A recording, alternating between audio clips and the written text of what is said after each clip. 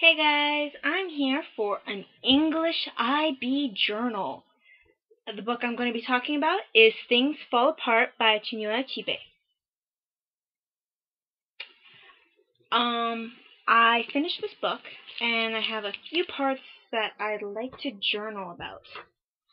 If you have read this book before, then you might get through it. If you have this book, then that would be even better. There was a part when they were describing the main character, Okonkwo. He breathed heavily, and it was said that when he slept, his wives and his children in their houses could hear him breathe. When he walked, his heels hardly touched the ground, and he seemed to walk on springs, as if he was going to pounce on somebody. And he did pounce on people quite often. That little section kind of reminded me of my character that I had to do for theater arts. My character was El Capitano, and he was a coward at heart.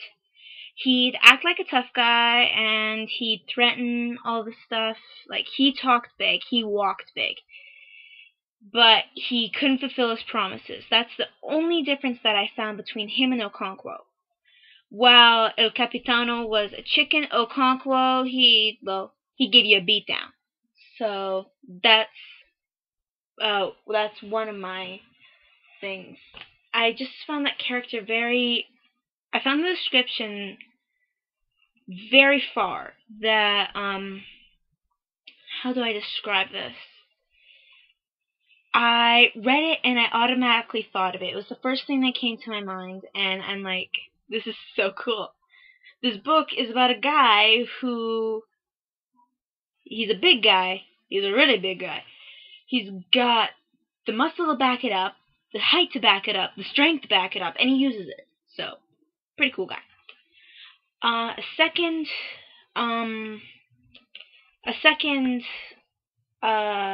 passage that I found that I want to journal about was one about how the males are judged. It deals with Okonkwo's father, Unoka. Unoka was a very, very poor man. The only thing that he could accumulate was debt. He owed a lot of people a lot of money, and he played a flute. He was everything that Okonkwo hated to be. He was lazy, he was always in debt, he couldn't farm, he was weak, he wouldn't fight. He pretty much to Okonkwo, his father, seemed like a fool. And this is the passage. When Unoka died, he had taken no title at all. He was heavily in debt. Any wonder that his son Okonkwo was ashamed of him?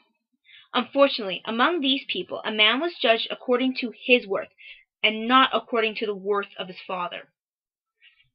So, to me, that's kind of strong, because a lot of people, if they meet your parents, then they take from that, and that's how they kind of judge you. If they know who your parents are, they know who some of your family is, then they tend to judge you from the previous experience that they've had with your family.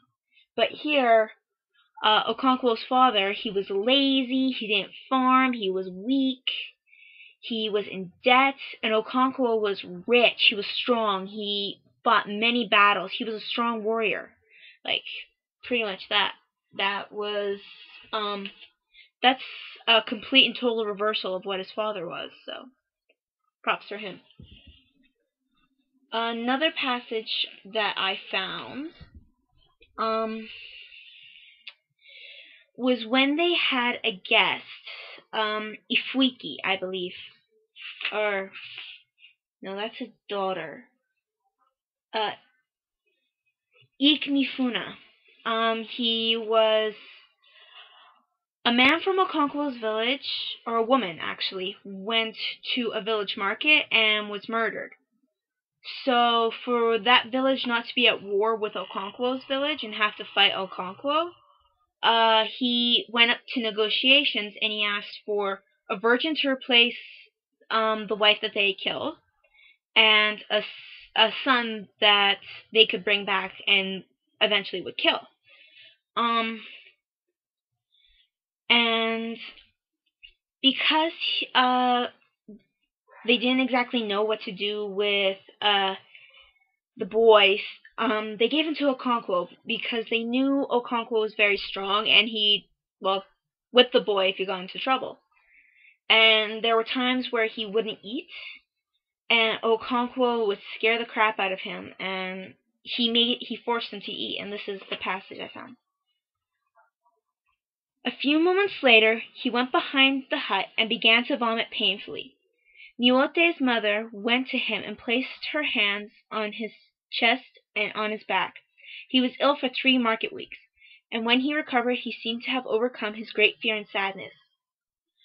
Okonkwo force-feeded him yams, which was a man's food, according to the book, and he force-fed it to him, and he was in such disgust with himself that he vomited it back up. And the other passage I have here,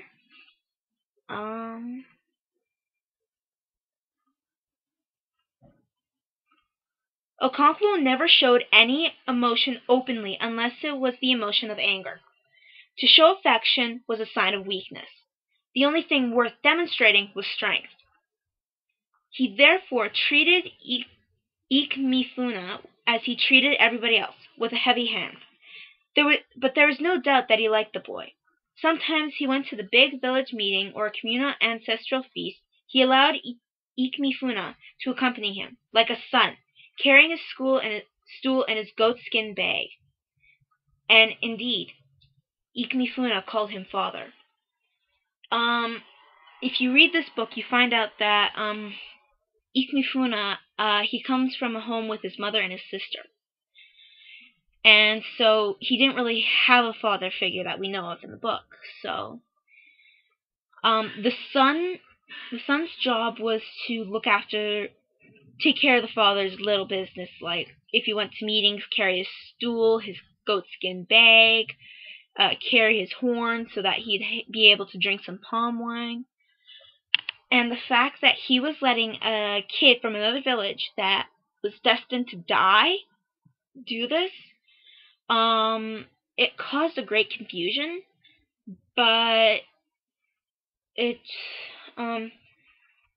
think it was very, very strong for Ikemefuna to do this because it's the first son's job, and Okonkwo's firstborn son has always been referred to as a disappointment. So that's all I have to say for now on Things Fall Apart, and I'll be back with more.